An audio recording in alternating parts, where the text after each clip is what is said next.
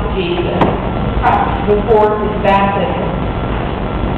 Matthew and Luke are the only Gospels that made it into the canon of the Bible.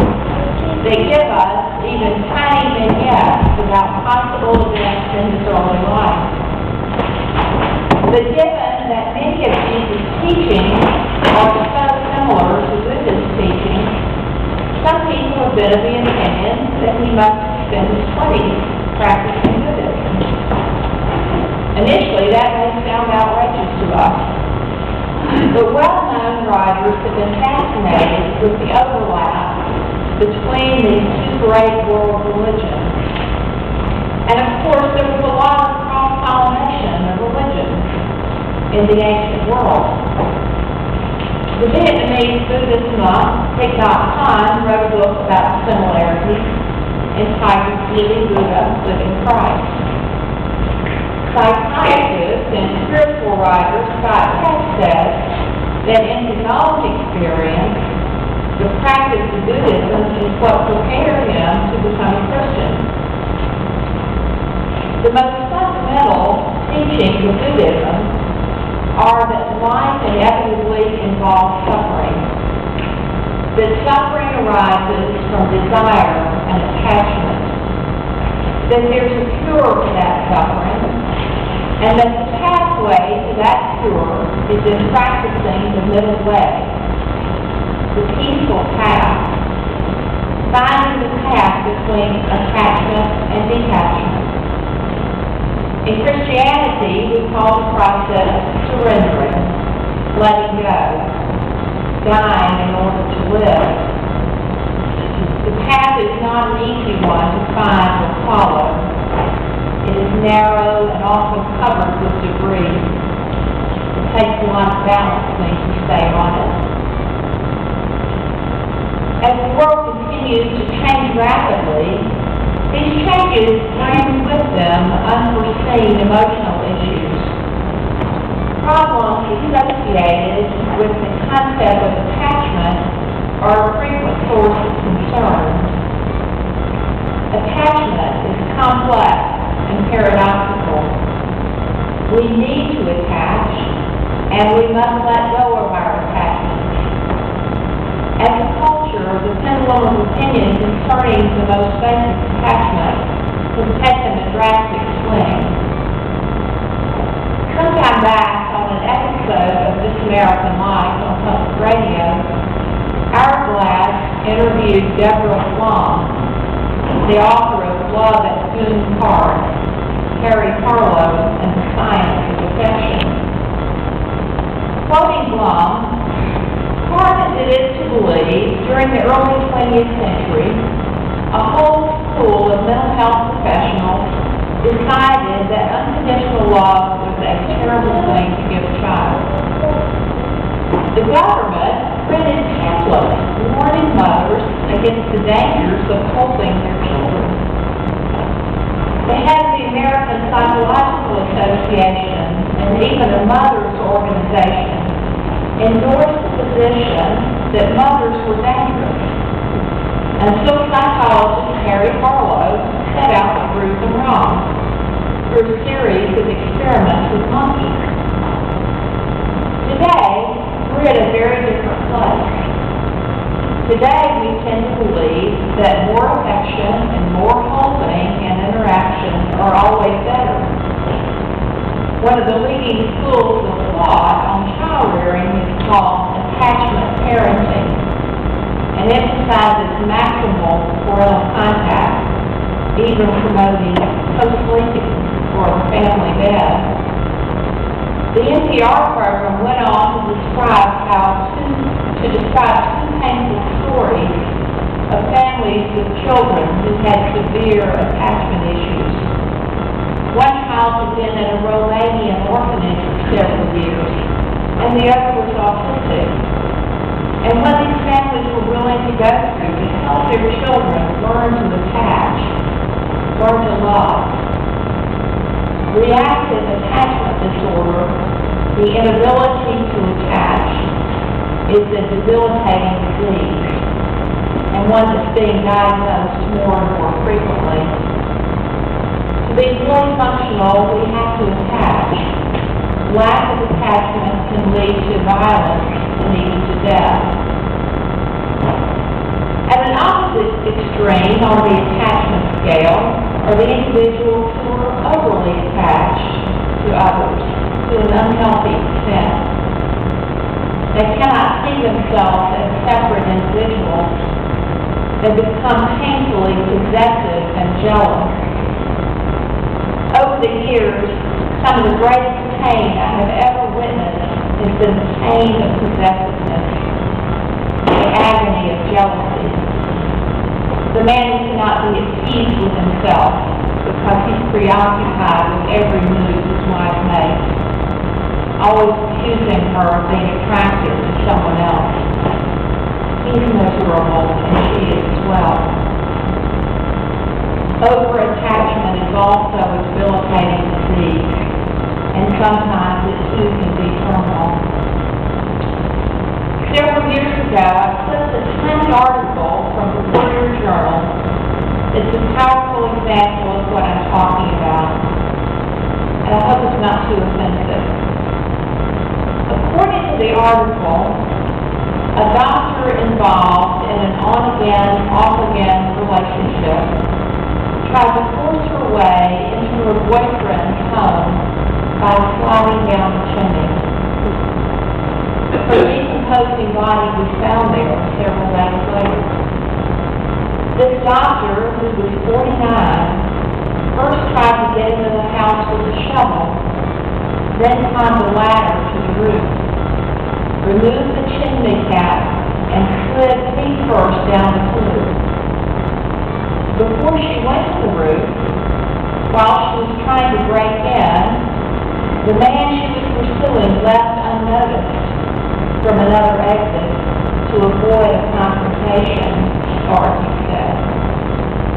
The doctor apparently died in the chimney. A house sitter noticed a stench days later. Her body was found wedged about 2 feet above the interior fireplace opening. That whole scenario may sound completely bizarre, but most of us can jog our memories enough and remember a time when we felt desperate over the threat of loss. We're all capable of doing dangerous things if we fall under the influence of pathological attachment. To know the joy of being fully human, we have to attach. And yet, to experience the freedom of that humanity, we have to be not too attached. We have to negotiate the middle way. People who commit themselves to 12-step programs work hard to develop that elusive ability to attach and detach at the same time. We can't give it up, and we can't master it. So we have to make peace with it. It's a powerful force, and it keeps us humble. In our gospel reading for today, we're still on that long trip to Jerusalem with Jesus, the trip we take every year. We've been reading from Luke for several months now, and I can tell you, each time I read it, I experience a new realization of how painful that trip is. Will this trip to Jerusalem ever end? Jesus, the prophet, knows exactly where he's headed, and he knows that what awaits him there will be the greatest challenge in his life. This particular passage feels like a repeat of about 3 weeks ago, when Jesus was speaking about not coming to bring peace, but the sword, turning family members against each other. He's clearly gotten the attention of the people along the way, and his ministry seems to be very successful at this point. Crowds gather and follow. Jesus sees them following him, and he knows that many of them don't have what it takes to be disciples. They're not ready to break their attachment. So Jesus is being provocative. you have too many attachments to follow me. You can't do it. You're not ready to pay the price. You don't know what you're doing. You aren't ready to give up all you have in order to finish this trip. So think about it and count the cost. Where we are headed is not an easy destination.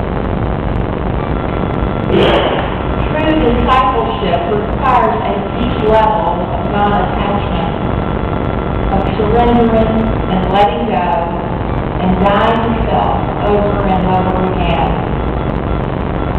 We like to think of Jesus as a wonderful person who went around doing kind things for people. And doing kind things makes for a better world. We should do as many of them as possible. But we need to always remember that discipleship is much more than that. Being a disciple claims our identity.